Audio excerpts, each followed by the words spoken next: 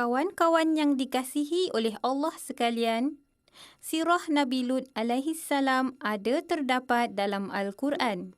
Di antaranya ialah surah Al-A'raf ayat 80 hingga 84 yang bermaksud, Kami mengutuskan Lut alaihi salam, yakni kepada kaumnya, yakni ingatlah ketika dia berkata kepada kaumnya, mengapa kamu lakukan perbuatan keji yang tidak pernah dilakukan oleh seseorang pun sebelumnya di dunia ini.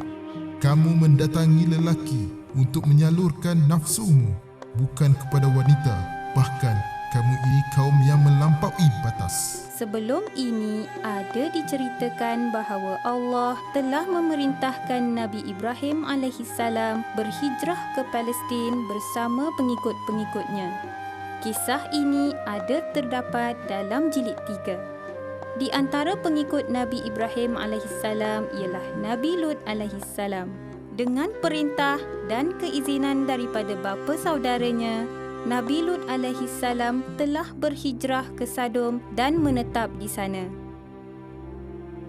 Dan yang paling dahsyatnya, mereka telah mencipta satu kekejian yang tidak pernah dilakukan oleh sesiapa pun dari keturunan Adam sebelumnya, iaitu liwat. Perbuatan liwat ialah melakukan hubungan sejenis lelaki sesama lelaki.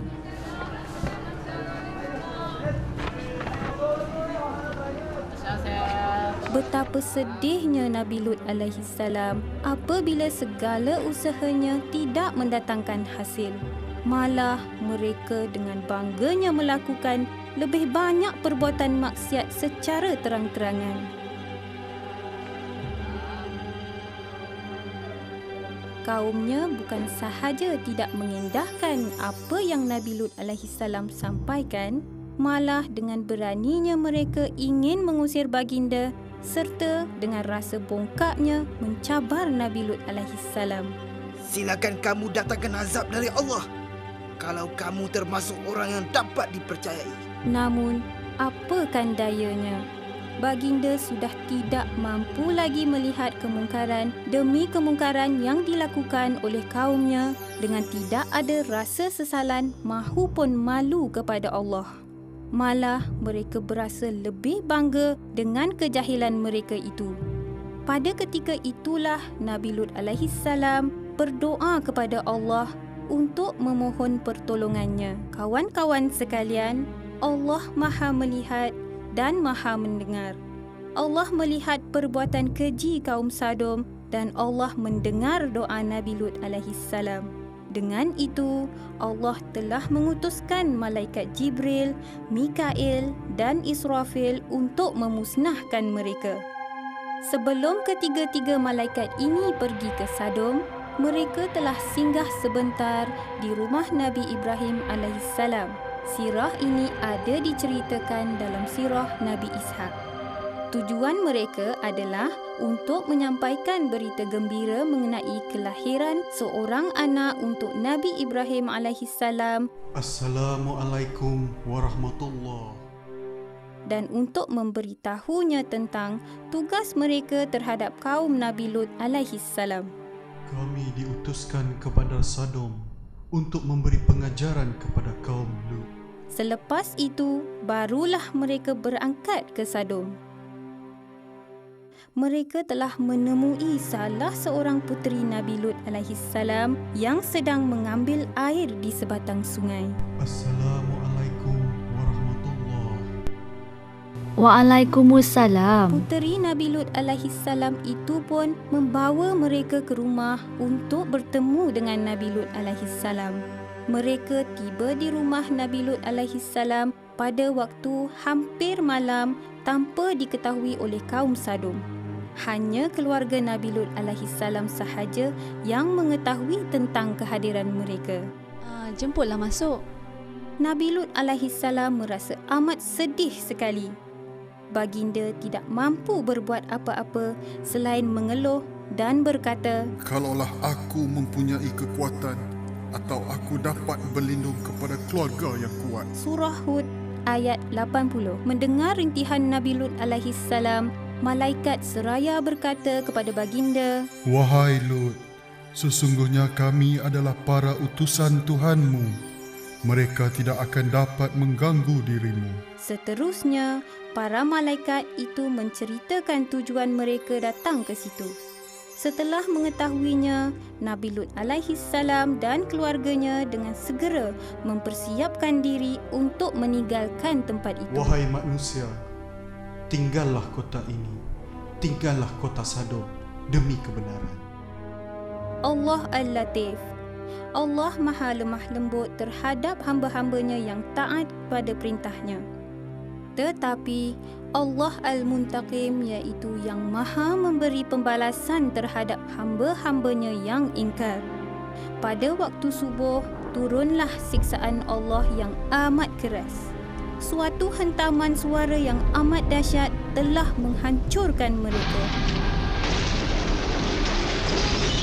Jibril telah menggunakan hujung sayapnya sahaja untuk mencungkil bumi dan menterbalikkan tempat itu.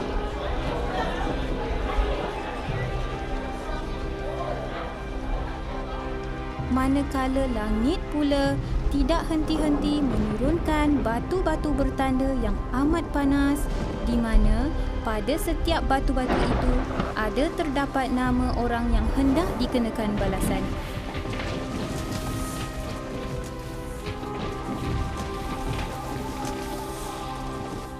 Akibatnya mereka hancur oleh hentaman suara yang dahsyat menjelang matahari terbit. Kami jadikan kota itu terbalik, bahagian atas berada di bawah, dan kami hujani mereka terus-menerus dengan batu-batu dari tanah yang keras. Kawan-kawan sekalian, Allah Ar-Rahman, Allah Maha Penyayang. Allah telah menyelamatkan keluarga Nabi Lut alaihi salam daripada azab kecuali isterinya yang tidak mahu beriman dan mengkhianati baginda. Pada awalnya, isteri Nabi Lut alaihi salam juga bersegera membuat persiapan untuk meninggalkan tempat itu. Tetapi dia telah menoleh ke belakang sewaktu azab diturunkan. Maka dia juga menerima nasib yang sama seperti kaum Sodom. Itulah balasan bagi orang yang mengkhianati Allah, tidak terkecuali walaupun isteri seorang Nabi.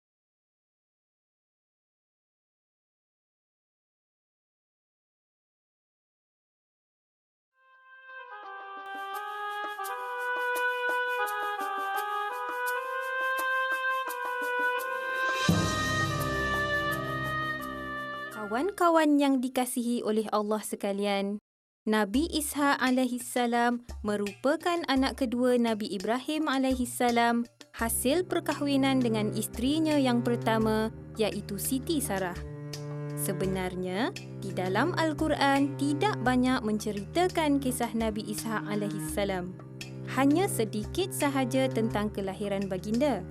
Allah Subhanahu wa taala memuji Nabi Ishaq alaihissalam sebagai seorang anak yang alim dan sebagai seorang nabi soleh.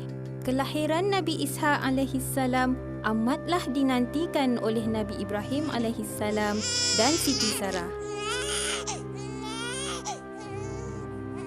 Ini kerana Siti Sarah tidak menyangka sama sekali dirinya yang mandul, apatah lagi usianya ketika itu telah pun mencecah 90 tahun, manakala Nabi Ibrahim alaihissalam pula telah berusia 100 tahun.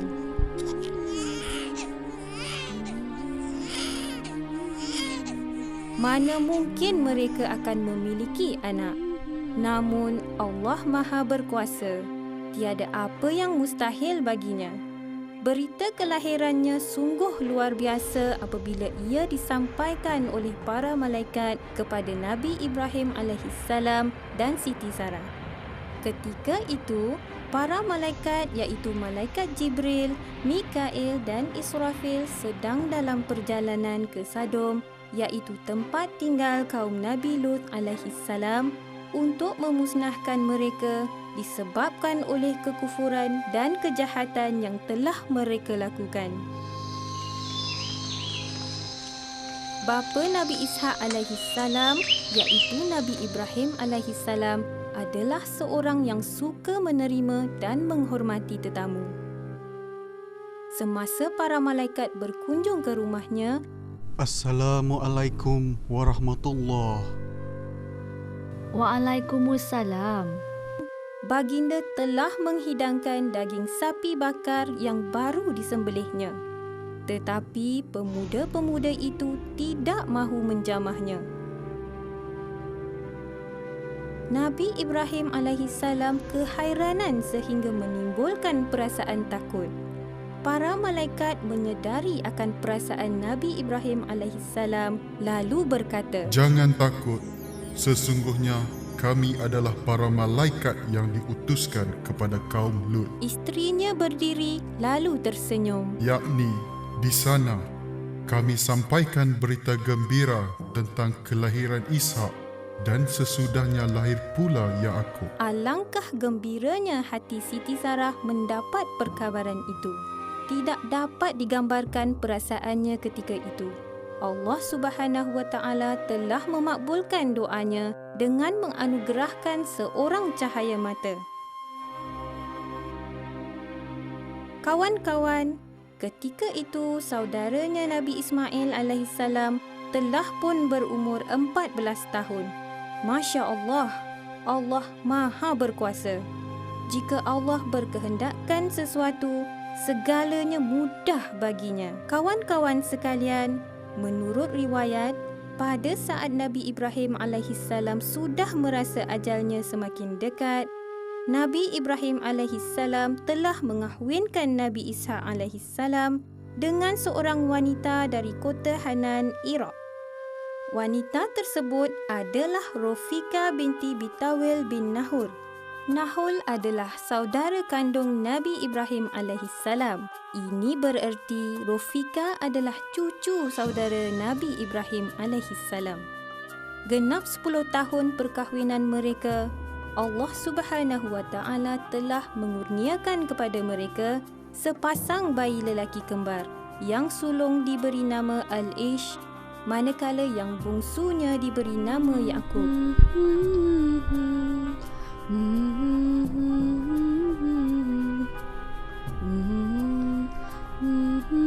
Keturunan Nabi Ishaq alaihissalam iaitu bermula dari anaknya Nabi Yaakub alaihissalam melahirkan keturunan bangsa Bani Israel. Manakala Al-Ish pula melahirkan keturunan bangsa Romawi. Nabi Ishaq alaihissalam hidup selama 180 tahun dan setelah wafat, baginda dimakamkan oleh anaknya Al-Ish dan Nabi Yaqub alaihissalam serta ayahnya Nabi Ibrahim alaihissalam di kampung Al-Mughirah.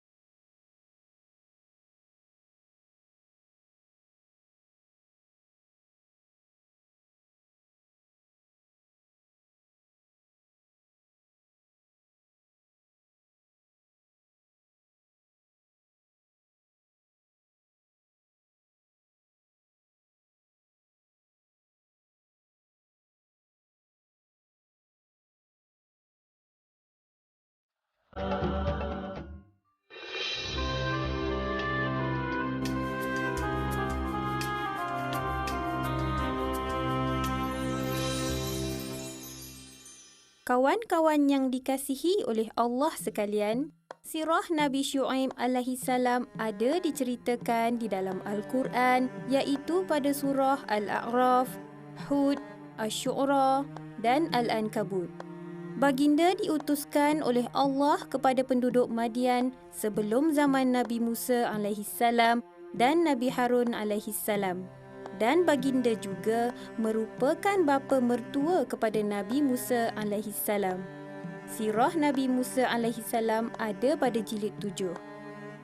Golongan salaf iaitu merupakan ulama angkatan awal yang hidup 600 tahun selepas Rasulullah sallallahu alaihi wasallam wafat, memberi gelaran kepada Nabi Syuaib alaihissalam sebagai Qatibul Anbiya, iaitu juru bicara para nabi. Gelaran ini diberi kepada baginda kerana kefasihan dan kelancaran baginda dalam menggunakan bahasa Arab ketika berdakwah kepada kaumnya agar mengimani kerasulannya. Kita juga wajib beriman kepadanya kerana baginda juga merupakan di antara 25 rasul yang wajib kita percayai. Kawan-kawan sekalian, kaum Madian adalah sebuah bangsa yang pandai berbahasa Arab. Ibu kota kediaman mereka diberi nama Madian. Kota Madian juga dikatakan berhampiran dengan kota kaum Nabi Lut alaihissalam, iaitu Sodom.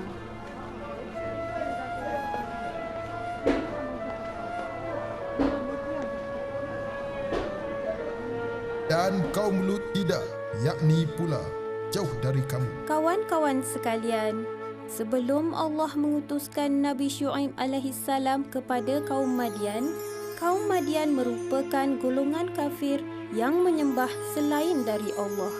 Jika sebelum ini, kebanyakan kaum-kaum yang kafir menyembah berhala, tetapi kaum Madian menyembah Al-Aikah.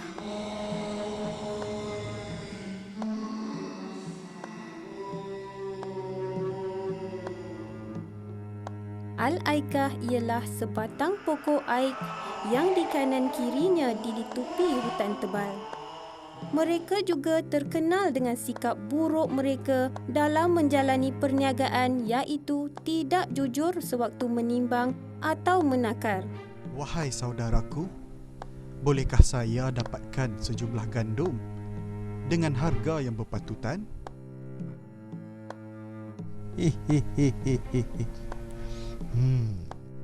Mereka sering mengurangkan sukatan di dalam urusan jual beli daripada jumlah sebenarnya. Harga yang berpatutan ya. Tahulah aku. Seperti rasul-rasul sebelum ini, Nabi Syuaib alaihissalam juga telah berusaha menyampaikan risalah Allah kepada mereka. Baginda mengajak mereka semua menyembah Allah dan tidak menyekutukannya. Baginda juga melarang mereka dari terus melakukan perbuatan tercela dan merugikan orang lain. Kami tidak akan percaya dengan ajaran kau, wahai Syuaib. Tanpa berputus asa, Nabi Syuaib alaihissalam berdakwah lagi. Baginda menegaskan bahawa pentingnya menegakkan keadilan dengan bersikap jujur dalam menetapkan sukatan dan timbangan serta menghentikan kezaliman. Baginda berkata dalam surah Al-A'raf ayat 85 yang bermaksud, Sempurnakanlah sukatan dan timbangan. Janganlah kamu mengurangi sukatan dan timbangan orang lain sedikit pun.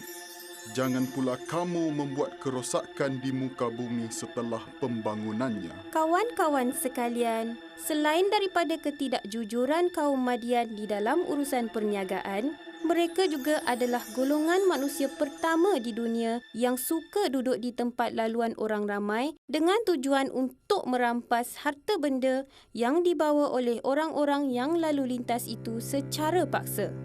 Tolonglah kalian, tolong. Janganlah ambil barangan kepunyaan hamba.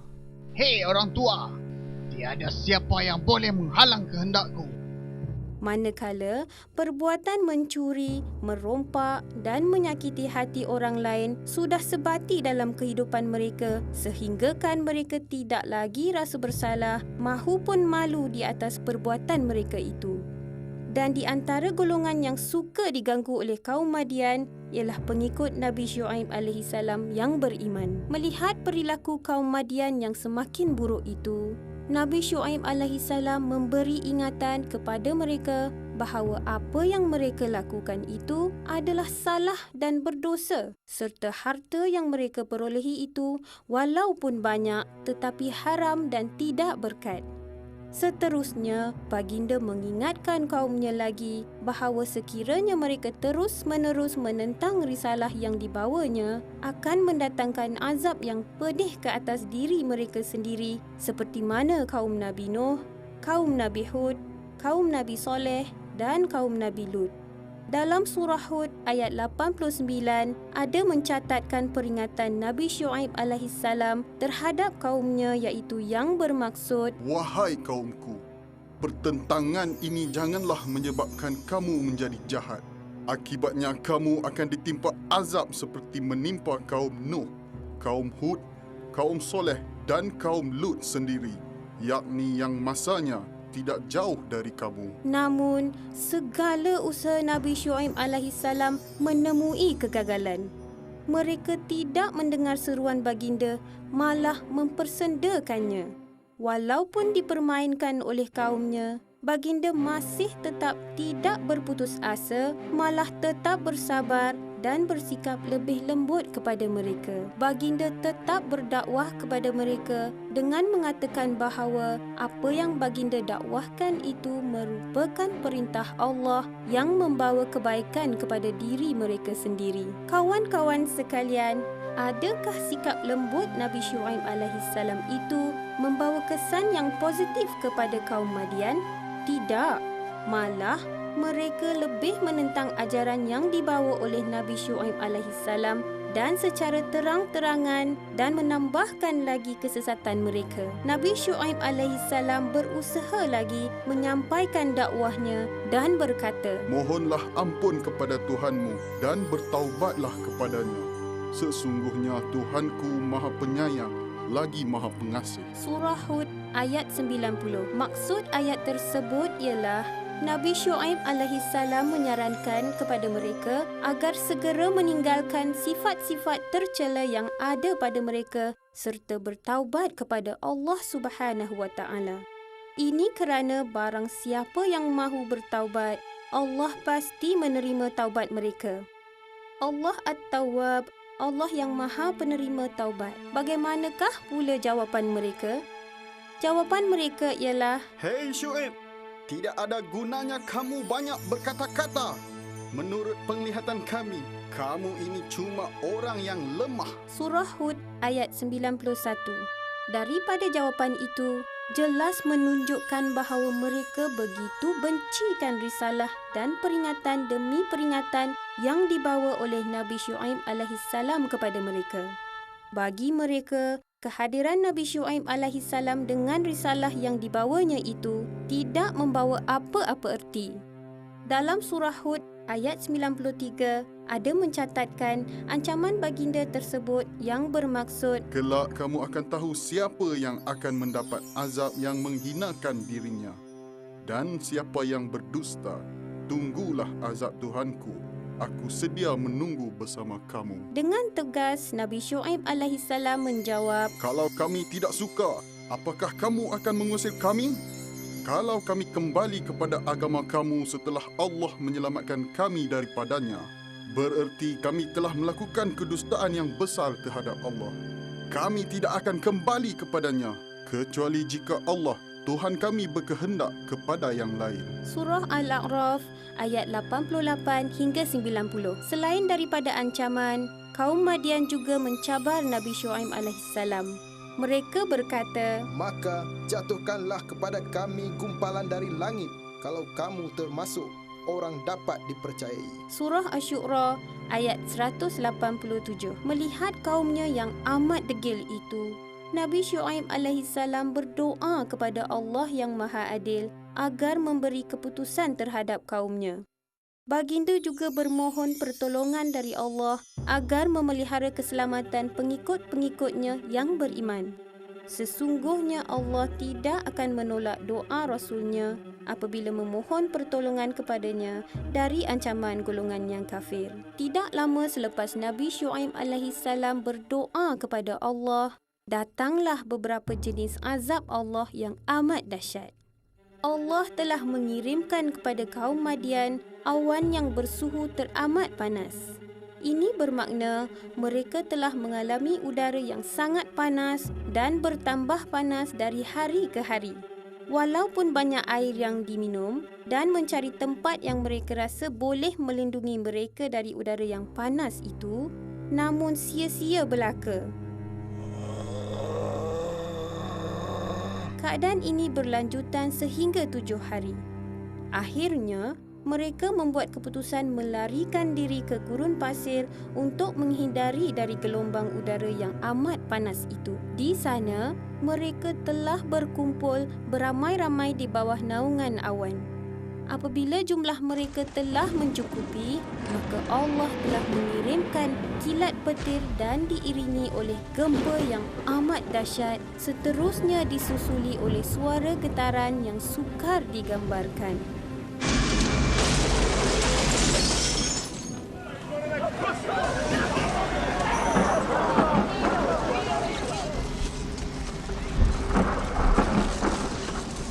Allah Al-Hafiz memelihara keselamatan Nabi Syuaib alaihissalam dan pengikut-pengikutnya yang beriman dengan kasih sayangnya. Apabila azab kami datang, maka Syuaib dan orang-orang beriman yang menyertainya kami selamatkan seraya mendapat rahmat dari kami. Surah Hud ayat 94. Kehancuran yang dialami oleh kaum Madian sama juga dengan kaum Thamud iaitu kaum Nabi Soleh. Ini terbukti dalam surah Hud ayat 95 iaitu yang bermaksud Kehancuran penduduk Madian seperti kebinasaan yang dialami oleh kaum Thamud. kawan-kawan sekalian, setelah turunnya azab yang amat mengerikan itu, sambil memandang ke arah kaumnya yang telah musnah, Nabi Syuaib alaihissalam sempat berkata kepada roh mereka, Bukankah aku sudah menyampaikan risalah-risalah Tuhanku kepada kamu? Dan aku juga telah menasihati kamu. Untuk apa aku menyesali kemusnahan orang yang kafir? Surah Al-A'raf ayat 93. Apa yang dimaksudkan oleh Nabi Syuaib alaihissalam ialah baginda telah berusaha bersungguh-sungguh dalam menyampaikan risalah Allah dan memberi nasihat kepada mereka. Maka, untuk apa mesti baginda menyesali akan kemusnahan kaumnya itu? Ini kerana mereka sendiri tidak mahu menerima nasihat dan tidak takut pada azab Allah Subhanahu wa taala. Sesungguhnya orang-orang yang tidak beriman kepada ayat-ayat Allah, yakni Al-Quran, Allah tidak akan memberi petunjuk kepada mereka dan bagi mereka azab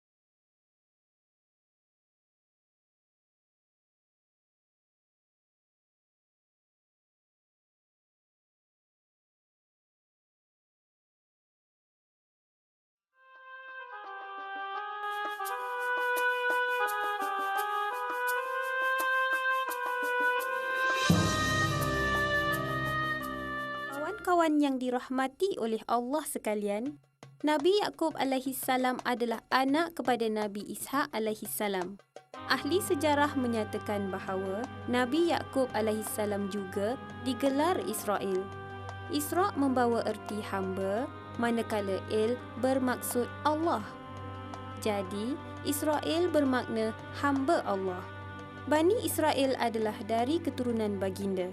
Menurut riwayat, Nabi Yaqub alaihissalam dilahirkan di Kanaan yang sekarang dikenali sebagai Palestin. Kami sampaikan berita gembira tentang kelahiran Ishak dan sesudahnya lahir pula Yaqub. Surah Hud ayat 71. Ini bermakna semasa Nabi Yaqub alaihissalam dilahirkan, datuknya iaitu Nabi Ibrahim alaihissalam masih lagi hidup. Kawan-kawan sekalian, menurut riwayat, ketika Nabi Ishaq alaihissalam mencapai usia yang lanjut, penglihatannya menjadi semakin berkurangan. Pada kebiasaannya, Nabi Ishaq alaihissalam lebih senang meminta kepada Al-Ish untuk menghidangkan makanan kepadanya dan mendoakan kesejahteraan Al-Ish serta keturunannya.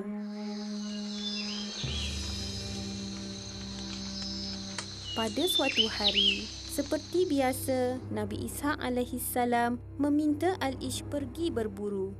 Hasil buruannya itu hendaklah dimasak dengan maksud supaya membawa berkat kepada Al-Ish. Al-Ish dengan senang hati melaksanakan arahan ayahnya dan pergi berburu.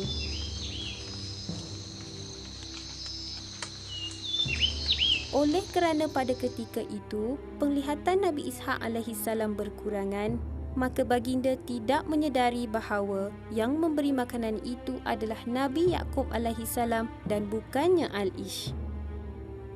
Setelah Nabi Ishaq alaihissalam menikmati hidangan itu, baginda mendoakan kesejahteraan anak dan keturunannya seperti yang sering Nabi Ishaq alaihissalam lakukan terhadap Al-Ish.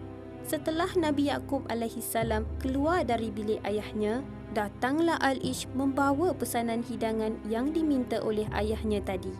Betapa terkejut dan kecewanya Al-Ish setelah mengetahui adiknya Nabi Yaqub alaihissalam telah mendahuluinya. Dia sangat marah dengan tindakan adiknya itu. Ish, kenapa engkau yang mendahului aku, wahai aku? Kawan-kawan sekalian, walaupun Nabi Ishaq alaihissalam telah mendoakan kesejahteraan Al-Ish serta keturunannya, dia masih lagi tidak puas hati dengan adiknya Nabi Yaqub alaihissalam. Menyedari ancaman yang diberikan oleh Al-Ish terhadap Nabi Yaqub alaihissalam, ibunya telah meminta Nabi Yaqub alaihissalam pergi ke rumah bapa saudaranya Laban di wilayah Hiron. Ibunya meminta baginda berbuat demikian supaya tidak berlaku pergaduhan yang lebih besar di antara baginda dengan abangnya Al-Ish. Hei Yaqub, keluar kau dari situ. Sungguh berani kau mendahului aku, ya Yaqub. Pemergian Nabi Yaqub alaihissalam telah mendapat izin daripada ayahnya terlebih dahulu. Ayahnya juga memerintahkan baginda berkahwin dengan anak kepada bapa saudaranya itu. Walau bagaimanapun, adat di tempat bapa saudaranya itu tidak menjadi kebiasaan menikahkan anak yang bungsu terlebih dahulu daripada anak yang sulung. Maka, oleh sebab itu, Nabi Yaqub alaihissalam telah menikahi Laya terlebih dahulu. Tidak lama selepas itu, baginda menikahi Rahel pula.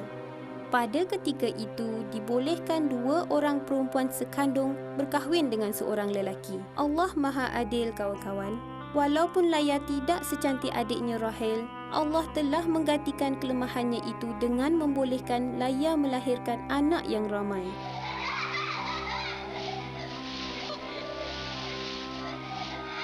Kelahiran anak-anak itu menyebabkan adiknya Rahel cemburu.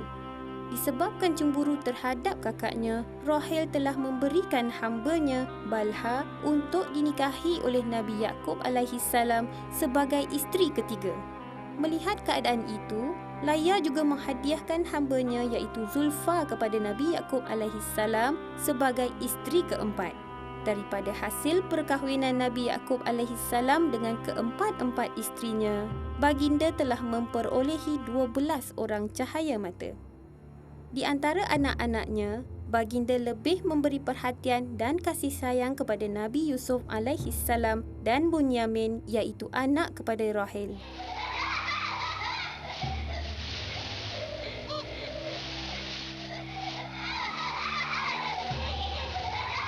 Ini kerana Nabi Yaqub alaihissalam merasa amat kasihan kepada anak-anak itu yang telah kehilangan kasih sayang seorang ibu setelah Rahel kembali ke rahmatullah selepas melahirkan Bunyamin. Kawan-kawan sekalian, sebelum Nabi Yaqub alaihissalam wafat, baginda telah menghadapi suatu peristiwa yang berat berkaitan dengan anaknya, iaitu Nabi Yusuf alaihissalam yang diutuskan kepada penduduk Mesir. Di saat menghadapi kematiannya, Nabi Yaqub alaihissalam sempat memberi wasiat kepada anak-anaknya.